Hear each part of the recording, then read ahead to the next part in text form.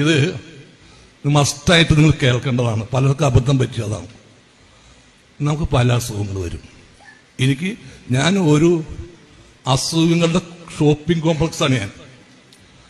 അപ്പോ എന്നേക്കാൾ ഉപരി ഒരാളുമില്ല ഇതിനെക്കുറിച്ച് പറയാനായിട്ട്. അത്ര അസുഖമുണ്ട് എനിക്ക് വലിയൊരു അസുഖം വന്നു. അസുഖം വന്നപ്പോൾ പറഞ്ഞ് എന്ത് രോഗത്തിനും ലിവർ ഡിസീസായിരുന്നു എനിക്ക്. എന്ത് അസുഖത്തിനും ഒറ്റപ്പാലത്തിൽ വൈദ്യരുണ്ട്, എന്ത് അസുഖം മാറ്റുമെന്ന് പറഞ്ഞു. അപ്പൊ സ്വാമിയാണ് പുള്ളി. ഈ പാരമ്പര്യ വൈദ്യന്മാരാണ്. അവിടെ ചെന്ന് പറഞ്ഞു ഈ നിലംപരണ്ട എന്ന് പറയുന്നൊരു ഇലയുണ്ട്. നിലംപരണ്ട ഒരു ആയുർവേദിക് മെഡിസിനാണ്. അത് 51 ദിവസം കഞ്ഞിയിൽ ഇട്ട് കുടിക്കാൻ പറഞ്ഞു. 51 ദിവസത്തിന് 501 ദിവസം വരെ കഴിച്ച് ഒരു മാറ്റമില്ല.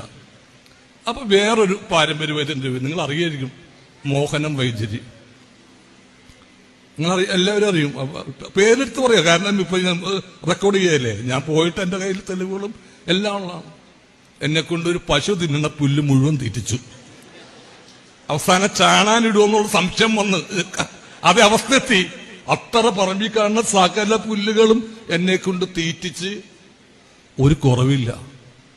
കാരണം ബ്ലഡാണ് വൊമിറ്റ് ചെയ്യുന്നത് ഇത് കഴിക്കുമ്പോൾ. അപ്പൊ ഇയാൾ അവസാനം പറഞ്ഞു ഹോസ്പിറ്റലിൽ കൊണ്ടുപോയിക്കോളാൻ പറഞ്ഞു. അത് ചാകുമെന്ന് കണ്ടപ്പോ ഞാൻ ഇനിയൊരാക്കത് ഉണ്ടാകരുത്. നിങ്ങൾ ഈ പാരമ്പര്യ വൈദ്യന്മാരെന്നൊക്കെ പറഞ്ഞ് കുറെ ആളുകൾ തട്ടിപ്പും വെട്ടിപ്പായിട്ട് ഇറങ്ങിയിട്ടുണ്ട്.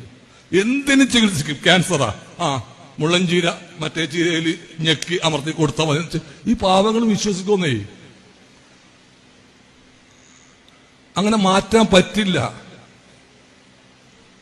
ഷുഗറിന് മരുന്നെന്ന് വെച്ച് പത്രത്തിൽ വരെ ഈ നമ്മുടെ വാട്സപ്പിൽ ഫേസ്ബുക്കിലൊക്കെ ഷുഗറിന് മരുന്ന്, അതിന് ആളുകൾ കാശ് കൊടുത്തയച്ചിട്ട് വാങ്ങിക്കുക.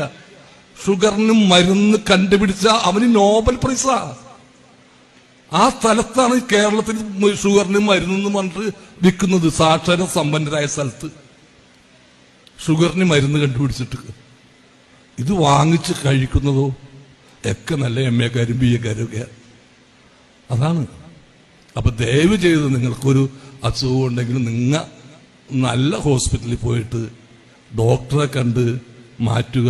ഇന്ന് ഇതെല്ലാം വളരെ പുഷ്പം പോലെ എടുത്തു മാറ്റും. പൈസ വേണം, പൈസ സംഭവമുണ്ട്, പൈസ വേണം. പക്ഷെ എന്നിരുന്നാൽ പോലും പൈസ ഉണ്ടെങ്കിൽ നല്ല ഹോസ്പിറ്റലിൽ പോയിട്ട് നല്ല ട്രീറ്റ്മെന്റ്. ഇല്ലാത്തവർ സർക്കാർ ആശുപത്രിയിൽ പോയാലും ശരി ഇതേപോലെ കള്ളന്മാരിൽ പെടരുത്. നമ്മളെ കുടുംബം വരമ്പിപ്പിക്കും ഇവര്.